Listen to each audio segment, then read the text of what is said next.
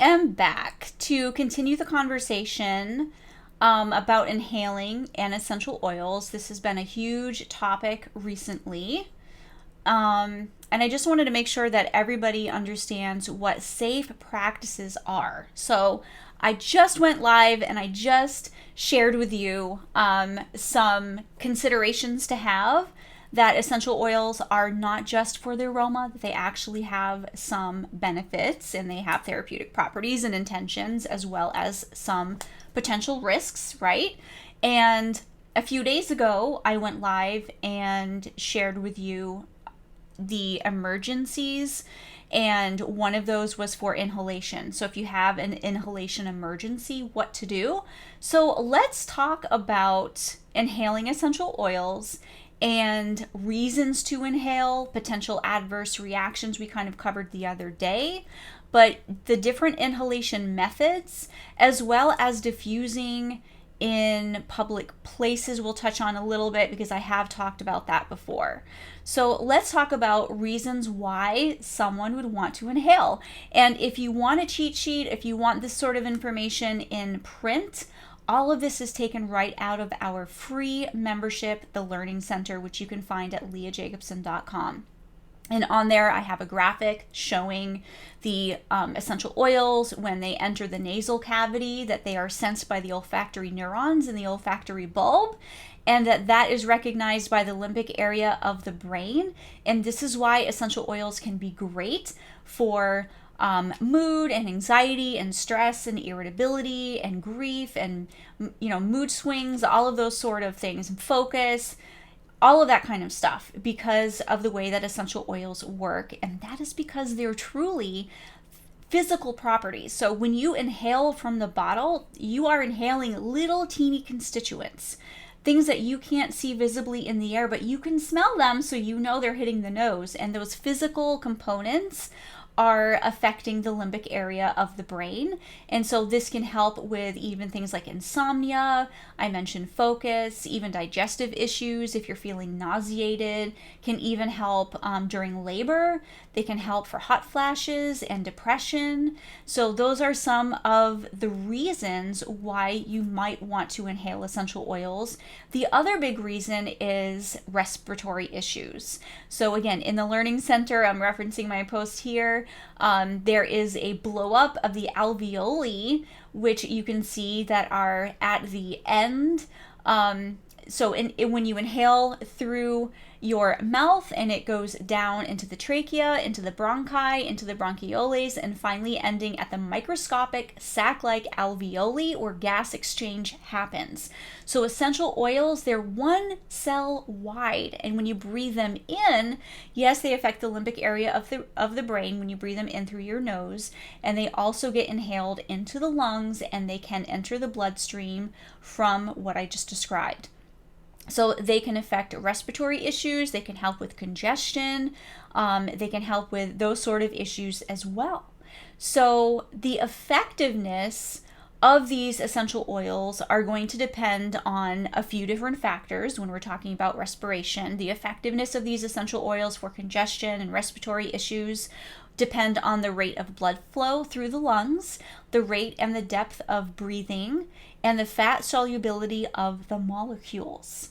And these can help with congestion, bronchitis, pneumonia, coughing, and even sinus issues when you inhale through the nose. It can help with sinus issues as well. And we have recipes right inside our club, which you can find in our library, leahjacobson.com/library.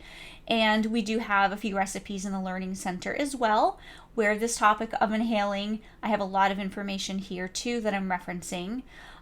We did mention some adverse reactions already, so I'm just going to skip over that section because we just talked about that a few days ago. But let's talk about the different ways that you can inhale, because we don't want you to get into a situation where you are over inhaling or setting yourself up for an adverse reaction because you've inhaled too much or too long.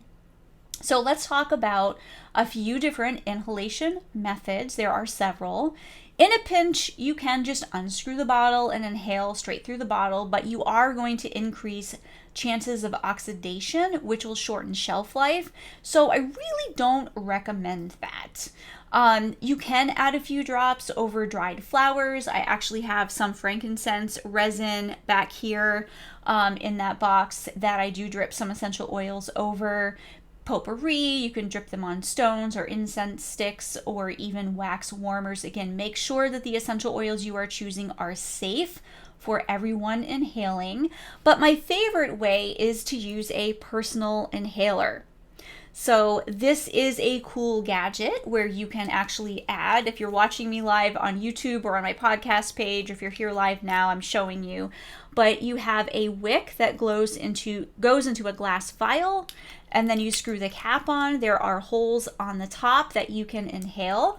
Then you can just put it all together. That would be one inhalation, deep through the nose, out through the mouth. And you can do that 1 to 3 times depending on your situation, why you are inhaling. And that can actually save you from opening and closing your bottle of essential oils and shortening that shelf life. So you can fit it in your pocket, you can give it to your kids on the go, you can keep one in your car, put it in your purse, and it's very, very easy to use and can be useful for so many things. It's actually my focus inhaler. If you see my sticker inside the club, I shipped everybody inhaler stickers for Focus because that's our recipe focus for the month inside of the club. There's also some plastic inhalers that you can purchase as well. I happen to love the fancy aluminum and glass ones, but you want to add 15 drops of essential oil to that wick. And that is in total. So whether that's 15 drops of fir or 15 drops of a focus blend or 15 drops of an anti-germ blend, whatever it is, 15 total drops, and you can do that 1 to 3 deep inhalations as needed depending on you, depending on what the situation is, and how much that you need. And those wicks can actually last for several months. They may need refreshing. If you are opening and closing every single day, you may need to top that off and refresh it as needed. Another way that you can safely inhale essential oils is by using a diffuser.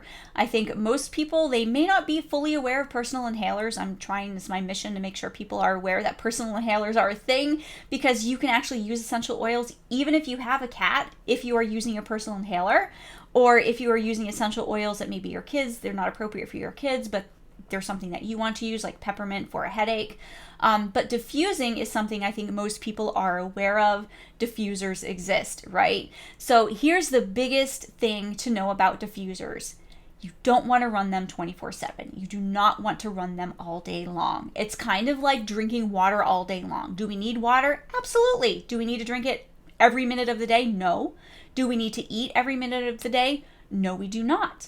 So same with diffusing, we need smaller increments so our bodies can recognize the signals of that essential oil. It can do its thing in our brain and have that positive effect without having that signal all day long be bombarding ourselves. So it's kind of like a skunk smell, where after a few minutes, the olfactory fatigue cuts in and we don't really notice the skunk smell anymore, right? Because even though it's really out there, even though it's hanging in the air, our bodies are like, okay, noted, we can shut this aroma off. We're cool, we understand, we get it, we'll stay away from the area. We don't need to keep continually smelling the smell. So the same thing is with essential oils. Too much can not be a good thing, so we want to make sure to shut off the diffuser after about 10 minutes. So put it on for 10 minutes so that our body can find those signals, can listen to those signals and do its thing, and then you want to shut it off for about 20 minutes. And that will give your body a break. Our brain doesn't have to shut it off anymore. Olfactory fatigue doesn't have to kick in. It's noted, it's doing its thing, it's focusing, it's helping with anxiety, it's helping with all of these issues for the purpose of diffusing, and then it shuts off. And then when it kicks in after 20 minutes and our bodies recognize the signal again. It's like, oh, okay. So then it starts to do the focusing again, and it starts to just make sure our bodies are still continually doing what it needs to do without diffusing all day long. Diffusing all day long, as I mentioned in a previous podcast, it can have adverse reactions. So you can end up with headaches if you're constantly diffusing, feeling nauseated. You can have allergy type symptoms. So when you are diffusing, you want to make sure 10 minutes on, 20 minutes off. And that is what I recommend. I do not recommend any other increment than that. There are some diffusers that are like on for a minute and off for 5. That's really not enough. Or if it's on and off for 30 seconds, it's not enough of a break for your body. There are some that run an hour and shut off, and that's really too much as well. The only exception to that would be if you are in a large house and you are running it all day or running it an hour on or an hour off, but you aren't in the room the whole time. So this is assuming that you are diffusing with intention, as we should. So you are putting on that calming blend, or you're putting on that anti-stress blend, or you're putting on the focus blend, whatever that it is.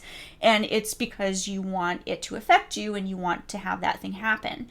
So generally you are going to have it in the same room. So in which case, 5 to 10 drops of essential oil, either single or blend. Make sure, again, all of the essential oils you are using are not only going to be effective for what you want them to do, but also safe for everyone inhaling. And pay attention to those blends, because as someone who has reviewed over 1,000 plus blends, and I have over 800 of them in the essential oil blend safety files, trust me, nearly every blend seems to have at least one essential oil that's not safe for kids or not safe for someone. So be very careful that you are either making your own blends or that you are choosing blends that are truly safe, and you want to make sure that they are effective and safe. And you are adding 5 to 10 drops in your diffuser that's in the same room with you, and it's on for 10 minutes and it's off for 20 minutes. There's no need to dilute those essential oils before adding to the water. Your air is sort of your dilutant, is sort of your carrier oil, like you would if you were to apply it to your skin. So if you are if you have it maybe in one area of your house, but you're kind of in and out and you have windows open and fans going and you're not really present the whole time, it would be okay to diffuse longer because you don't have that same exposure. Otherwise, the Jasmine Aroma Diffuser, which you can find through my Amazon link using eossafely.com/jasmine, is the only diffuser that I have found that has that 10 on, 20 off increment. But you can use a timer so that you can adjust any diffuser that you have to have that setting if that is what you are aiming for. Aroma jewelry is another way that you can inhale essential oils, whether it's on a pendant, a lava bead pendant, or a felt pad pendant, or whether it's earrings or bracelets, whatever that it is, any sort of aroma jewelry. I do recommend only 1 or 2 drops. And I'd start with 1. Because it's so close to your face, you are going to smell it fairly well. And 2 drops may be a little bit too much unless you're congested. It may be helpful, but start with 1 drop. Again, make sure the essential oil you are adding is effective for the purpose of you adding it to your aroma jewelry. So it may be something for focus, it may be an anti-germ, it may be something for mental fatigue, it may be something for anxiety. Make sure that what you are using is going to work and is effective and also is safe for you, so it doesn't have any risks involved. And finally, a steam inhalation is a pretty intense way to inhale essential oil. So this would be for those congestion issues, those respiratory issues, or sinus issues. And what you want to do in this situation is add a drop or 2 to a steamy hot bowl of water, eyes closed, towel overhead, and inhale deeply. And this will just open up your sinuses, open up your lungs, just help clear everything, and you will feel so much better. There's also a facial sauna that you can use. There's one I recommend that has a nose cup option, and it's really easy. You don't have to deal with boiling water. You add some water to the device. It heats itself up in a couple of minutes when you plug it in, and you just set your face near it. And you probably still want to close your eyes, but it's not as much of a trapped feeling, as some people feel a bit claustrophobic under a steamy towel.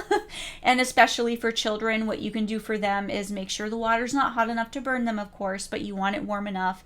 And you can add a drop of essential oil like to a mug, and you can kind of have them, like, as they're comfortable, kind of put their face near it to kind of help.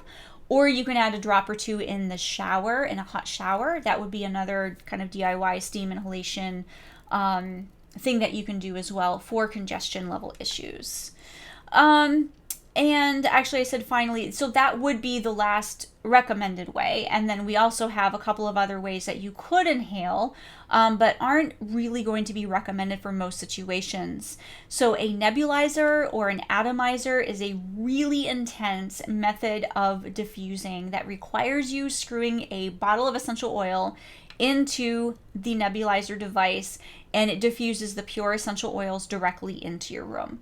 This is really not a good idea for anybody to be in the same room when that is happening, because it is very, very intense. You will probably feel nauseated. You will probably have a headache. You will probably have allergy symptoms. It's really, really strong and overkill.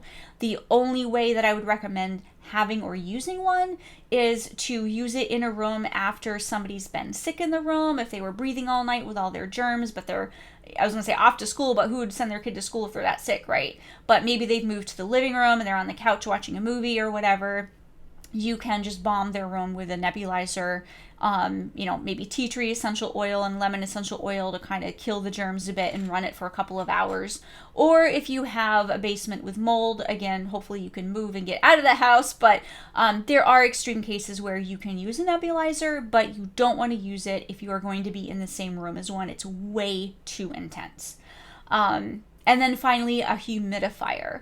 Now, most humidifiers aren't intended to add essential oils to the water, but there are a couple that are made that have a little pull out with a place where you can actually drip some essential oils on a pad. I actually have one. So it actually wasn't even intentional. I didn't even realize the humidifier came with one, but on the side you can pull out a little tray, and it has a pad where you can drip essential oils on it, and that is how you can use it. If you are adding essential oils to your humidifier in the plastic basin, what it can actually do is eat away at that like rubber gasket that's between the seals, and you will end up with a humidifier that doesn't work. So make sure that you are checking to see if your humidifier can do that. Another trick though that you can do is you can put a few drops on a cotton ball or a cotton round or a small cloth, and you can kind of wedge it in one of the vents. That could be something you could do. But again, make sure the essential oil you are using is chosen with intention, and that it doesn't have any adverse reactions for anybody that's going to be inhaling that essential oil. So let's, I think I'm going to end there. So there's more information here. I'm just referencing the Learning Center. Again, it's a free membership that you can find at leahjacobson.com. There's so much information here. I could go live for hours just talking about all of the stuff and reading through live all of the stuff that's here in the Learning Center. So if you are looking for free information, if you don't want to pay to join the club where we have weekly classes, you have daily access to ask me any questions every single day. We have weekly live classes. We have 250 recipes. I do custom recipes. I'm in there every single day answering questions. If you don't want to pay for that, then just come right into the Learning Center and browse the information there and pick and choose what you want to look at. But educate yourself, guys. It's all about using essential oils safely. That's what this page is about. That's what our group is about. That's what my mission is, to make sure that you know how to use essential oils safely. So while you're there at leahjacobson.com, checking out enrolling for free in the Learning Center, also take a look down the page. We have a free 30 days of essential oil safety emails that you can subscribe to, that every single day I send you a new safety file on an essential oil that you may have or you definitely need to be aware of, because there are some serious safety issues involved. And then also we have our aromatherapy daily tips, where every single day you have access to a tip. And it's not just the scary safety stuff, also benefits as well, and not just essential oils, but carriers, hydrosols, and a bunch of good stuff there. So hopefully you learned something about inhaling and the ways that you can safely inhale your essential oils. But if you ever have any questions, just let me know. That's what I'm here for. See ya.